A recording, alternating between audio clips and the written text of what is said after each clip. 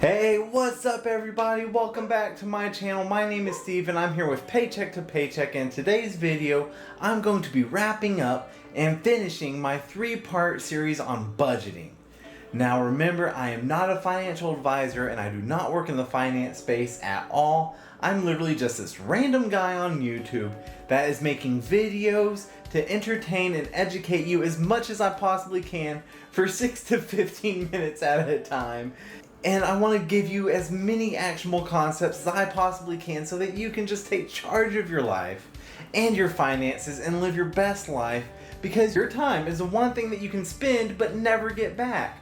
So that's why I really want to thank you all for tuning in and spending that time on my channel, so I'm not here to waste it. Now let's cut to that music.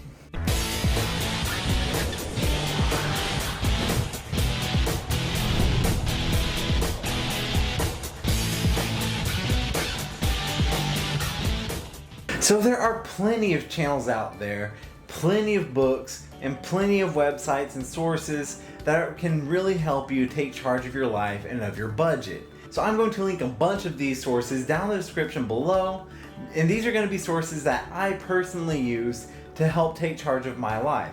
There's going to be books, there's going to be YouTube channels, there's going to be websites. It's just going to be a whole bunch of information that's really going to be helpful and useful for you. So make sure you check that out.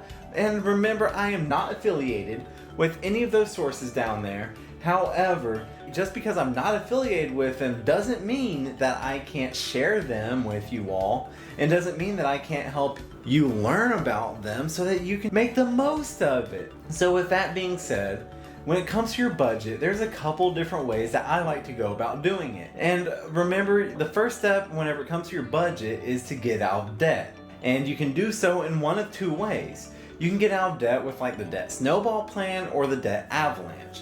Both of these are going to work in about the same amount of time. However, the debt avalanche is going to help you pay less money in interest over the long run than you would if you'd done the debt snowball. That doesn't necessarily mean that one is better than the other, but I prefer the snowball just because every time you get a debt paid off, it's like a little hit of dopamine. And what the debt snowball is let's say you have 3 different expenses or 3 different debts. Let's say you owe $100 on a credit card with a minimum payment of $20 a month. Let's say you have a personal loan of $1,000 that you are making payments of $100 a month on. And let's say that you have a car payment that has about $5,000 on it, and you're making payments of about $200 a month on this. So you are set to pay off all these debts in about 5 years by the time that car is paid off, if you were to just not take on any more debt. Now with the debt snowball, what you're going to do is you're going to take all of your extra money that you have in a month and you're going to throw it at that first bill, that $100 credit card with a $20 payment. Let's say you're able to free up $100 a month in just managing how you spend your money and tracking it all. So you take that $100 and you just get rid of that credit card. It's done. So now you're saving yourself $20 a month or $240 every single year. And that may not sound like much, but think about that in terms of compound interest. And think about that in terms of how you can pay off these other debts. So you take this $100 a month, and because you're able to free up $100 in this one month, let's say that you want to go back to spending some of it. So you're going to take that 100 and you're just going to divide it by 2. So now you have an extra $50 plus the $20 minimum payment that you were already making on that credit card. So you have $70 a month that you can then use to throw at this $1,000 loan. And normally you're paying $100 a month on it, but now you're paying $170, which means you're going to get this loan paid off almost twice as fast. You're going to get it paid off in about 6 months instead of 10 months. So you just saved yourself about 4 months of making payments. You saved yourself about 4 months of going to work for the man and going to work for yourself instead. And that is amazing. That is empowering. So now that you've done that and you've paid that off, you have $170 every single month extra because you're no longer paying on these debts. So what you're going to do is you're going to take that $170 and you're going to throw it at that car payment.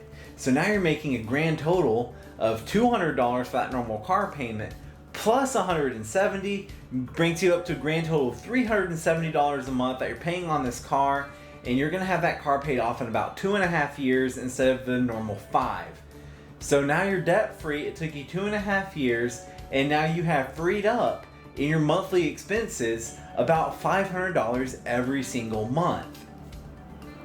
Now with the debt avalanche, that's gonna be a little bit different.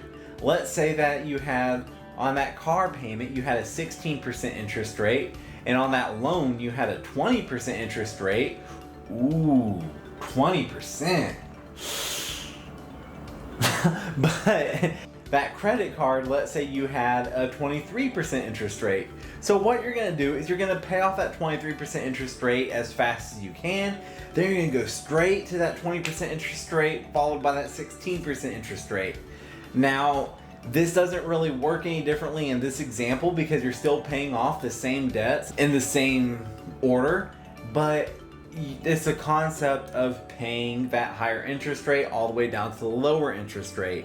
Now, depending on your case and depending on your debts, doing the debt avalanche can save you a couple $1,000s in interest over those couple of years, but really the most important part is just getting out of debt.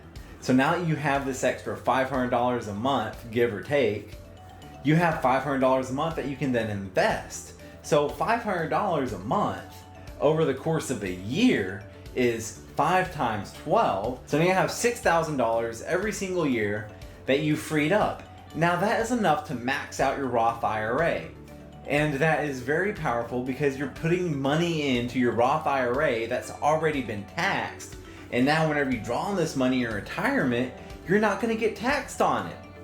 And let's say that your Roth IRA is growing at a rate of 10% annually. So every single year, that $6,000 is growing by an additional $600. So every $6,000 that you put in is bringing you back $600 every single year, which means that after 10 years, you've made your $6,000 back. And then it's gonna just continue to compound and grow from there. Now, I'm getting a little too into the weeds here, but that's just the basics of budgeting and the basics of investing. You never want to invest any money that you're going to need in the next 3 to 5 years.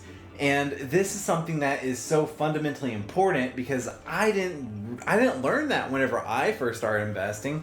And had I learned that, I would have way more money in assets than I do now. When I first got started investing, I had nothing saved, but I wanted to put money into the stock market because I wanted to just get started.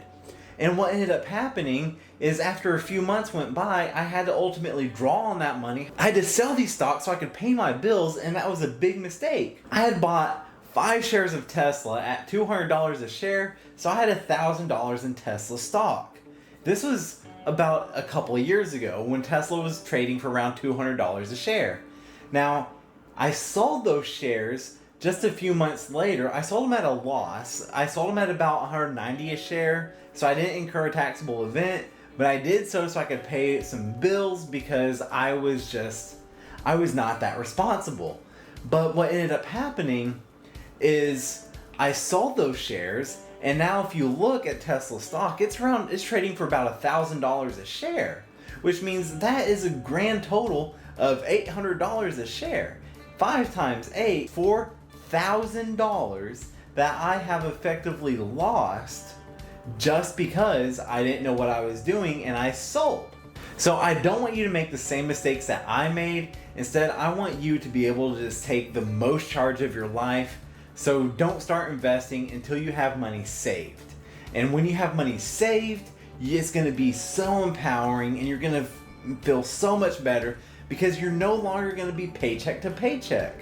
Because once you have money left at the end of your month, then you're no longer relying on that paycheck to pay your bills. Because in a worst case scenario, if you lost your job, you could still pay some of your bills until you get another job or until you figure out some other way to make some money.